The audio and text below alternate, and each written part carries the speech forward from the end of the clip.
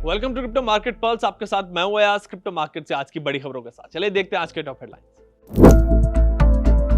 Bitcoin 63,500 के ऊपर, market में कंसोलिडेशन जारी। इस हफ्ते यूएस में पेश होगा क्लैरिटी एक्ट का नया वर्जन। बैंकिंग और एग्रीकल्चर कमेटी के प्रपोजल्स को मिलाकर तैयार हुआ नया टेक्स्ट।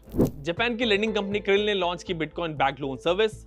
Hyundai ने स्टेबल कॉइन्स के जरिए क्रॉस बॉर्डर पेमेंट टेस्ट किया कंप्लीट। 5 घंटे का प्रोसेस सिर्फ 7 मिनट में हुआ पूरा।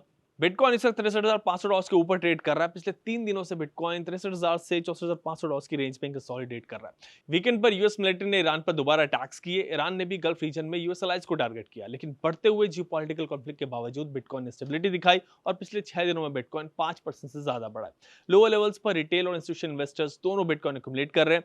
8 हफ्तों के नेट आउटफ्लोज के बाद पिछले हफ्ते यूएस स्पॉट बिटकॉइन ईटीएस में करीब $200 मिलियन का नेट इनफ्लो रिकॉर्ड हुआ, जिससे मार्केट का सेंटिमेंट इंप्रूव हुआ है। यूएस में लॉ मेकर्स इस हफ्ते क्लैरिटी एक्ट का नया वर्जन पेश कर सकते हैं। इस नए ड्राफ्ट में सेनेट बैंकिंग कमेटी और सेनेट एग्रीकल्चर कमेटी के प्रपोजल्स को मिलाकर नया टेक्स्ट तैयार किया गया है। दोनों कमेटीज के मेंबर्स ने पेंडिंग इश्यूज पर बातचीत की है और उस बेसिस पर यह नया ड्राफ्ट आया, जिसमें कंज्यूमर प्रोटेक्शन पर ज्यादा फोकस दिया गया। जापान की लेंडिंग कंपनी क्रिल ने bitcoin backed loan service launch की है, जिसमें इंडिविजुअल और बिजनेसेस बिटकॉइन को गिरवी रखकर $6.2 मिलियन तक का लोन ले सकेंगे। इस लोन पर एनुअल इंटरेस्ट 3.5% से 7% होगा और लोन की ड्यूरेशन 1 साल होगी। लोन्स के लिए 40 से 60% तक कोलेटरल रेशियो रखा गया है। ऑटोमोबाइल कंपनी Hyundai ने स्टेबल कॉइन्स के जरिए cross border payment test complete कर लिया। इस टेस्ट में $2,000 को स्टेबल कॉइन्स पे कन्वर्ट करके Hyundai के यूएस डिवीजन से मैक्सिको भेजा गया और फिर उसे दोबारा डॉलर्स में एक्सचेंज किया गया। पूरा प्रोसेस सिर्फ 7 मिनट में कंप्लीट हुआ, जबकि ट्रेडिशनल बैंकिंग सिस्टम में इसमें 4 घंटे लगे। अब चेक करते हैं मार्केट में top gainers and top losers कौन से हैं।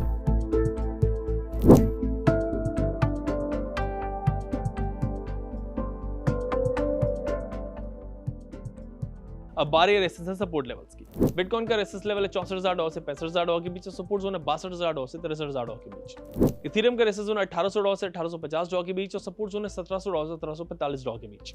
बीएनबी का रेसिस्टेंस जोन है $580 से $585 के बीच और सपोर्ट जोन है $564 से $570 के बीच। सोलाना का रेसिस्टेंस जोन है $79 से $81 के बीच और सपोर्ट जोन है $73 से $75 के बीच। एक्सआरपी का रेसिस्टेंस जोन है $1.11 से $1.13 के बीच और सपोर्ट जोन है $1.06 से $1.08 के बीच।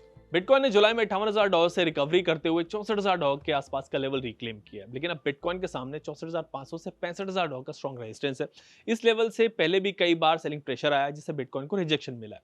दूसरी तरफ यूएस ईरान टेंशन की वजह से भी ग्लोबल मार्केट में अनसर्टेनिटी का माहौल है, इसीलिए इस वक्त कोई भी एग्रेसिव पोजीशन लेने से बचें और ट्रेडिंग करते वक्त एक स्ट्रिक्ट स्टॉप लॉस फॉलो करें।